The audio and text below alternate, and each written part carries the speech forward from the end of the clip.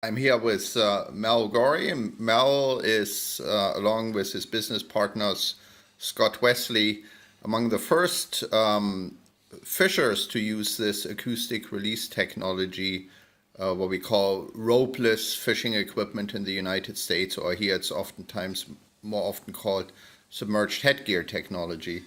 Mel, how did this start out? How did the use of the equipment start out here? I know it predates the acoustic technology by quite a ways. And why did you become involved in it? I'll give you the answer to the second part of the question first. Why we became involved was that we were losing so much gear to ship traffic, whale entanglement, thieving. Thieving was probably the biggest one. People actually pulling our traps, cutting them off, and we didn't have a trap or the gear that was in them anymore. And it was becoming as other fisheries became less lucrative, people were actually stealing from us more. So we decided, rather than shoot someone, it's a better thing to change the way you fish so they can't steal.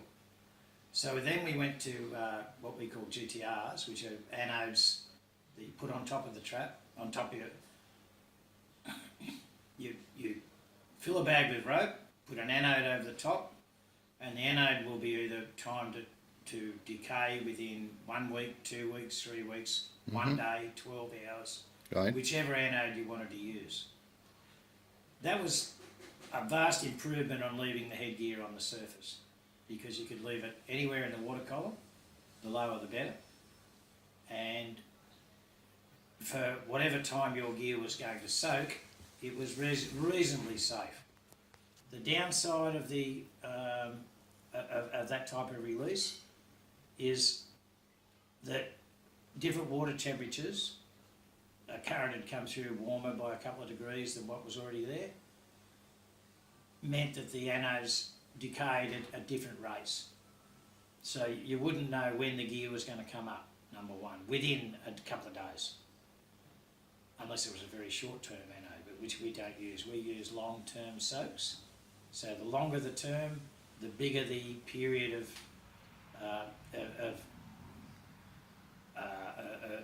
the anode being, say 3 weeks, it can be 2 weeks or 5 weeks. Mm-hmm.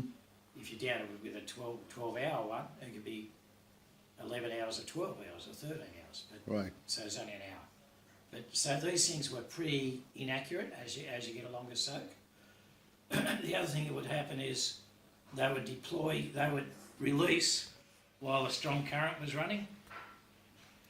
So therefore the headgears would release out of the bag, the bubbles would start to come up, but the current would then hold them under the water, so you couldn't get them until the current stopped.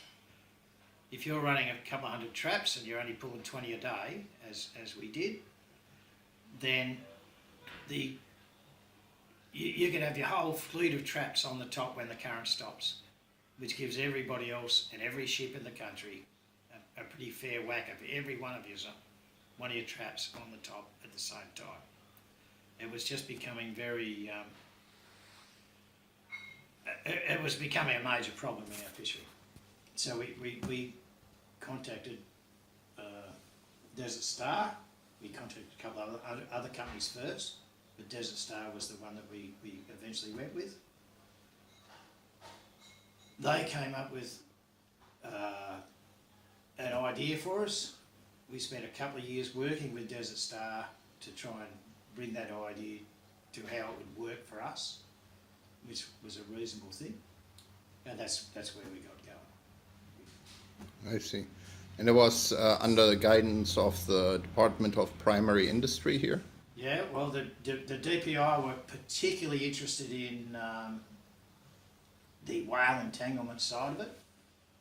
They were also interested in making sure that our fishery remained viable. So, and we just happened to have a fisheries scientist working at that stage of our career. We had a fisheries scientist who really did understand fishermen, and he understood the problems of fishing, and he jumped on this straight away and got a bit of a grant to do the work on our gear, and it went on from there. I see.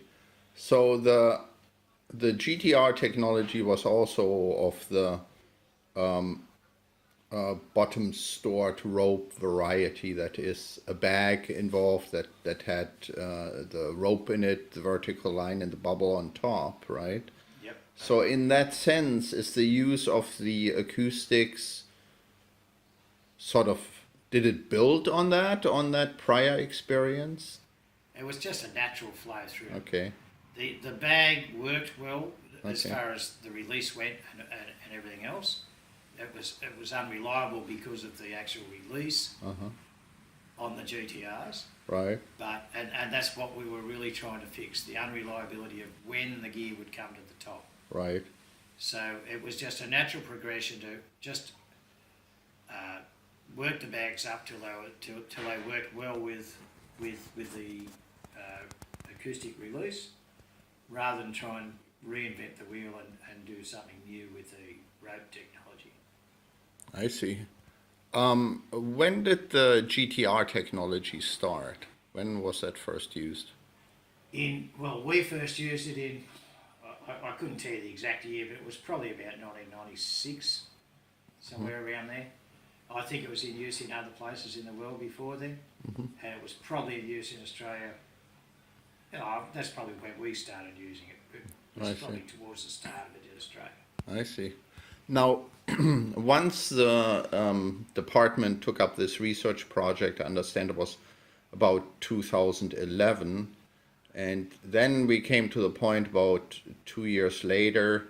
There's an article there, I think, in Fish magazine, a publication, and it says that you and Scott Wesley and another fisher, Ron Firkins, decided to go ahead and buy this technology, an inventory of these releases, quite substantial amount, even while the research project was still going on, and the government scientist was cautioning that all data wasn't available yet. So it seems there was a pretty strong business incentive to go ahead, or why did you make that decision? Well, in that particular year, we had a fairly large stealing event happening to us. We had one person stole at least 2 tons of crays out of our traps in a very short period, and we were able to get onto who it was and what it was, but proving in court was very difficult. So we decided that it was really becoming we had to do it. We had to change what we were doing, otherwise we were leaving ourselves open all the time. So we thought we'd bite the bullet and just get into the technology. Okay, all right. Now, that's now 6 seasons ago, and I should ask, how many of these releases do you operate right now? We've currently got about 120. We started off with about 100, and we lose a couple every year with whatever problems we have, and we replace them and keep moving. We've really gone well with the technology. Oh, I see. You've purchased them on more than one occasion? We've purchased from Desert Star on one occasion. A couple of other blokes purchased them not long after us. One since retired and we bought his gear, and another one was a fairly old bloke. It's one of the big problems with this technology for fishermen is that we're not all very tech savvy, and Scott and I had a lot of trouble with this at the start too, just actually not operating the equipment. It's reasonably simple, just computerised stuff. When you're in your 50s, 60s, it's fairly difficult to change. So another guy was actually in his late 60s, bought this gear and then just never used it. He just never used it. He didn't have the same incentive as us to use it, and he didn't do it. So we bought it off him. I see. So now that you've used it for 6 years, what's been your overall experience? And now having that sort of benefit of hindsight, was it the right decision to get into this technology for your business? Absolutely was the right decision. We, previous to working with this technology, we're under a quota fishery, and previous to this technology, we were working 1,000 hours a season to catch our quota. Now to catch an even greater quota, because we've been able to buy more, because we've been making profit over the last 6 years. So we bought more quota. We're now only working an average of 400 to 500 hours per year, per season. So there's been a lot of cost benefit there, and it allows us time to do other things. where do these productivity gains come from? I mean, that's very, very substantial to have, over a factor of 2 productivity gain. Is it? We work in a lot of current on our east coast here. It's probably a lot of other fisheries do too. But we're working deep water, around 100 fathoms, roughly. And when you're using gear that's sitting on the top, any current over about 0.8 of a knot will bring the gear under the water and make it very difficult to retrieve. You have to grapple it to retrieve it. So rather than service, say, 20 traps in a working day, you'll service 5 or 6. But even worse than that, you can't even grapple. If you've got the traps in a confined area, some of our areas are quite small, and with headgear going from bottom to top, you can put a lot less traps in that area. But even though you've put less traps in that area, because the ropes will tangle, but even though you put a lot less traps in that area, you can't grapple them, because you'll grapple the one beside it, the one next to it, and the one downstream from it. So it becomes a very difficult proposition to even work. Many times we go to work, the current will be running at 2-3 knots, or 1 to 2 knots, maybe up to 3, and then we'd just turn around and go home, because we just couldn't work any further. So we'd be travelling 20-30 miles out to sea, turning around, going home, or missing a day's work on anything else, and using fuel and all the rest of the thing, and paying wages on all the rest of the deal that goes on. So with this gear, because the gear's on the bottom, and you can, if you say you're working in 100 fathoms, you put 200 fathoms of rope in a bag, put the bubbles in the bag, press the button in your boat, the bubbles come to the top, you've got 5 or 6 minutes to go and pick those bubbles up and winch your trap up, and you can get it back in the same position again. So the big deal is that we're able to work every day we go to sea, virtually every day we go to sea. We don't miss all those days. But how often do the bubbles not come up on command, and what do you do if that happens? Well, if it does happen, we generally leave the trap there till the end of the season. If we can't get it back, if we can't think of a way to make that trap come up, we don't try and grapple it, because, as I explained before, you grapple a trap in amongst another 10 or 15 traps, you're going to catch those as well. You're going to just have a big shit fight, to tell you the truth. So what we do is we leave it there, and at the end of the season, when we've got all the other traps back, we run a grapple around it, get it back, find out what was wrong with it, why it didn't come up. And mostly it's because of a problem with our delivery system rather than with the actual technology. Occasionally, we probably once a year out of 100, we might get one flood and actually get water in it, and that just means it's just never going to come up, it's never going to answer you. But mostly it's in the delivery system, and we then change our delivery or tweak it so that we can make it come up better next year. Generally speaking, nowadays, most of the problems are caused by external events. In other words, well, in our case, it's trawlers, board trawlers, that work in close proximity to us. Some of them don't seem to have much respect for where your gear is, and even though you'll tell them where it is, even because it's on the bottom, you've got to tell them where it is, because otherwise they'll just trawl through there and get all your gear. But some of them just seem to want to come right into it before they pull their gear, and that's mostly where we lose our gear these days, is to trawlers. I see. Now, when you talk about delivery system as opposed to the acoustic release, you're talking about what? I'm talking about the bag that the ropes, the rope and the bubbles are put into.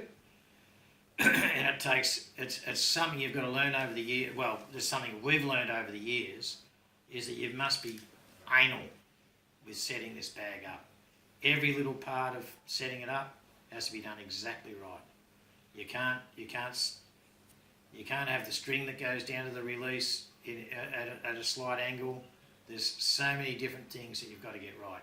But that's just a matter of realising that you must do things properly. You can't be half-assed about it. And generally speaking, we don't have a problem with that anymore. It's usually outside sources. I see. So the challenges, what would you say are the main challenges to be overcome by a new fisherman who's starting to use this technology or is considering it? What would you advise them of? There's several challenges. One is you must be prepared to change the way you fish. We use very long soaks, and since we've had this gear, we've made the soaks even longer. That's the time the trap's on the bottom. We make it even longer than we used to. And we use large traps so that they catch better over a longer period.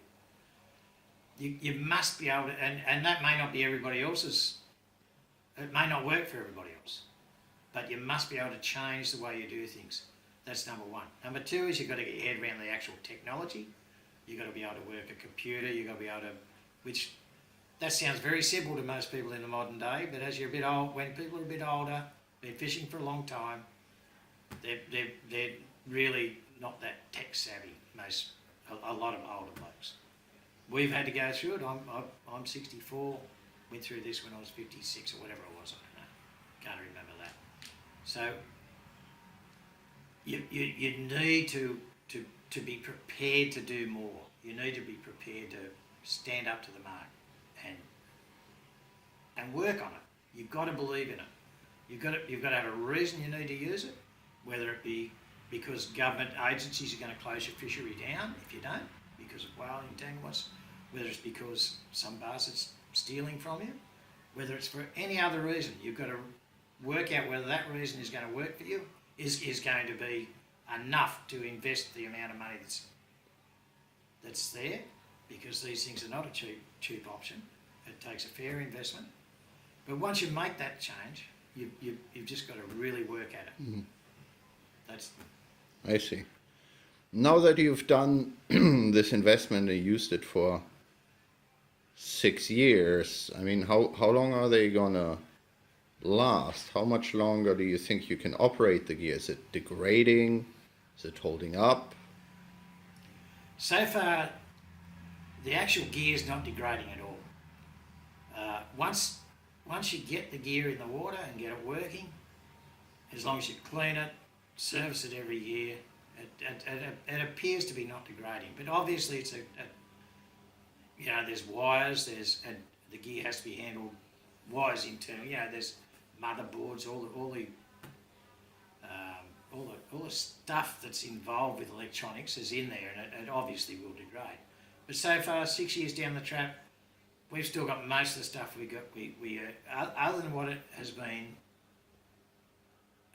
trawled up or lost from external forces, we've got most of our gear still working. So I see at least 10 years, and I don't see a finished time for it. You could have them refurbished, and they could go again. The actual body of the material, I know it's PVC, the nylon body of the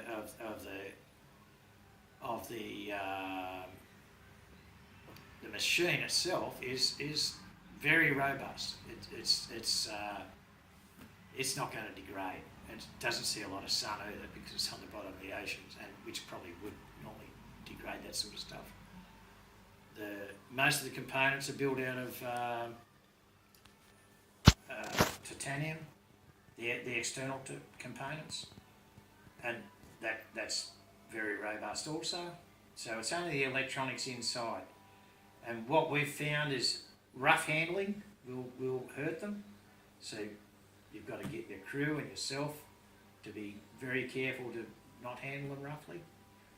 Other than that, I see no end to how long they'll last. One will last 10 years, another might last 15, another one might only last 3 because something's happened to it. But generally speaking, I reckon 10 years is a minimum time I'd expect them to last. I see. Now in the United States and in Canada right now we have a problem with entanglements of the northern right whale. A little bit over 400 animals left, 17 killed last year in Canada, mostly, and over 80% of them by entanglement. So there have been fishery closures and a lot of stress in the community. Ropeless fishing has been suggested by a scientific institution, by Woods Hole, as a solution to this, and at the same time, of course, fishers are quite, in general, the fishing community is quite opposed to the idea of this technology. What would you say to that? Is there any advice, any hope, any caution? I understand the opposition that fishers have to this technology because it's another impost on the cost of their business. Absolutely. But I can only say that in our business, we've become probably, and this is just off the top of the head, not real figures, but it's pretty close. We've probably become 50% more efficient by using this gear. The cost in the first year we probably didn't recoup, but within 3 years we'd recoup the cost of this gear. So now here we are in year 6. We're not only recouping the cost, but we're reaping the benefits. So get your head around what will happen if the fisheries close your fishery down. You're not going to make 1 cent. You're just going to get out and go and do something else for a living. So we must change. We must change with the times, all of us. It's no good saying the bloody greenies are going to shut us down. We'll fight that to the end of our lives. Forget about fighting it. Go with it. Work with it. Get it happening. In your own fishing community here in New South Wales, since you have started using that technology, has your competitive situation relative to other fishers who don't have the benefits but also not the cost of it, has your competitive situation here changed? Has it gotten worse, better, unchanged? We have a luxury of not being a very competitive fishery. We're quoted fairly well down. Our quota is much less than what the fishery can stand. Therefore, our competitors don't work on top of us. We don't work 100 blokes on top of each other, which is good for us. Everyone else can't do that, but I think this gear can still work anyway in that other scenario. But as far as whether we're doing better than anyone else, yes, I believe we are. Yes, I believe our competitive advantage is great. Number one, we can, if we decide we don't want to pull a gear today because the market is down, we don't have to go rushing out there and pull that gear. We can wait till the market comes back up, go and pull the gear, and that gives us a huge competitive advantage. In other words, if it comes Easter, Chinese New Year, or whatever other period of the year that is good for prices, we can work to that. We also have a competitive advantage in lifestyle. We don't have to go to work. If as long as the gear's out there working, We can take a week off and go and on a short holiday with our family. We can take our kids to soccer on Saturday. We can do whatever's necessary to have a decent home life, mainly because we don't have to go to work every time the weather and the currents allow. So, yeah, I think we've got a pretty fair competitive advantage over all of the other fishers in New South Wales.